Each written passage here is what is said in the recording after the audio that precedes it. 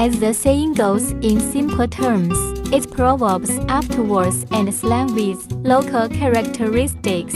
They are usually created by the private sector. The connotation is concise and widely circulated. Many sayings have a certain philosophical meaning. It can provide experience and guidance for the lives of ordinary people. However, many colloquialisms contradict each other. When we read a certain saying, it is often possible to find another sentence that opposes it. For example, the phrase "color is a steel knife that scrapes bones." You can refute it with "colorless roads are sparsely populated." Why do different sayings contradict themselves? This is because extreme expressions are more likely to attract attention, so it can be passed on by word of mouth. Today, let's explore the sources of the sayings. Color is a steel knife with scraping bones, and colorless roads are sparsely populated. There is a poem called Wine and Wells Song. It is said that the author is Su Shi and Wen Enshi, the two great writers of the northern Song dynasty. Su Shi called himself a monk on the eastern slope. From the word layman, it can be seen that he is a person who believes in Buddhism. He has close contacts with Buddhist monks and other Buddhist monks. Once Su Shi went to find the Buddha seal. I saw the Buddha Yin write 4 lines of poetry on the wall. Wine and wells are 4 walls. Everybody is hiding in it. Who can jump out of the circle, not live 100 years and live a long life? This is obviously to persuade the world to stay away from wine and wells, but Su Shi thinks that it is unrealistic to let ordinary people have no desires, and the 4 major are completely empty. So he picked up the pen and added a few words at the back. Drinking and not getting drunk is heroic. Lust is not the highest. Ill-gotten gains are not desirable, and anger is not self-defeating. Su Shi meant, since ordinary people can't do without wine and wells, it's better to take advantage of the situation. Wine is fine, but don't get drunk. You can have color, but don't be obsessed.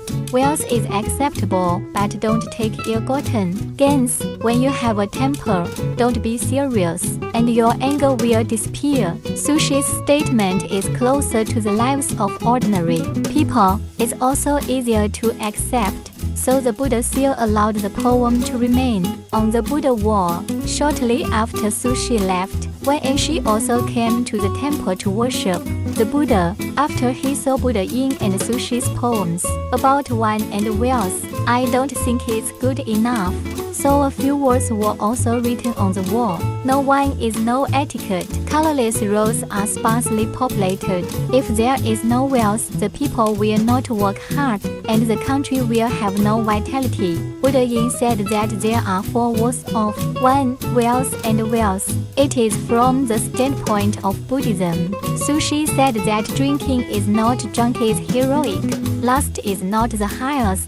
It is to stand on a secular standpoint, and Wen Enshi is a reformer with cutting-edge ideas. His poems stand from the standpoint of the country's society and people's livelihood. Other words, the development of the country and the lives of the people are inseparable from wine and wells.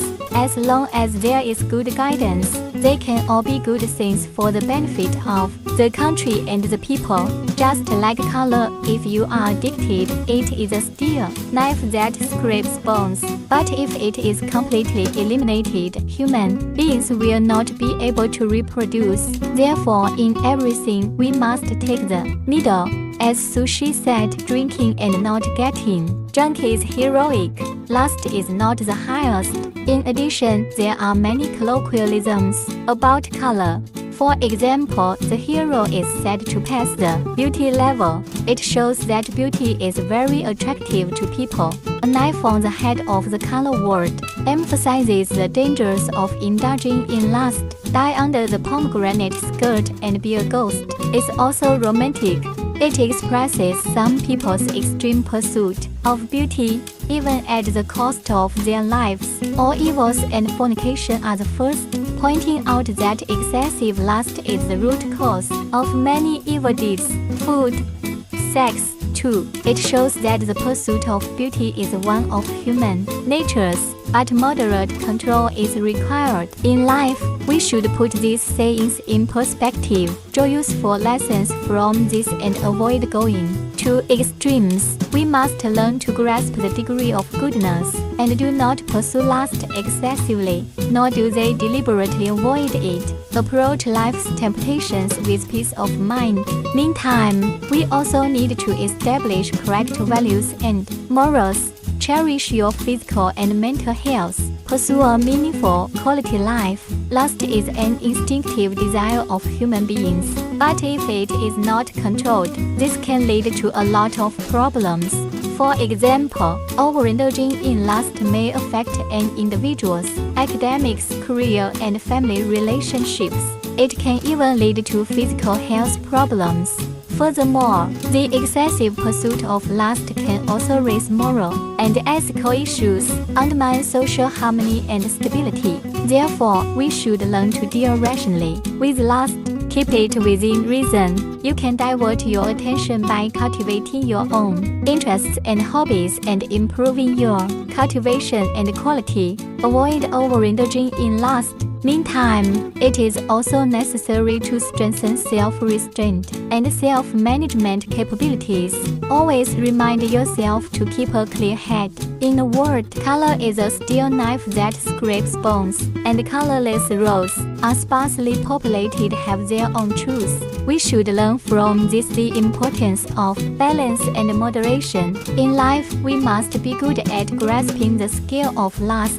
You can enjoy the beauty of life. It can also avoid falling into the dilemma of excessive pursuit, so as to live a healthy, happy, and harmonious life.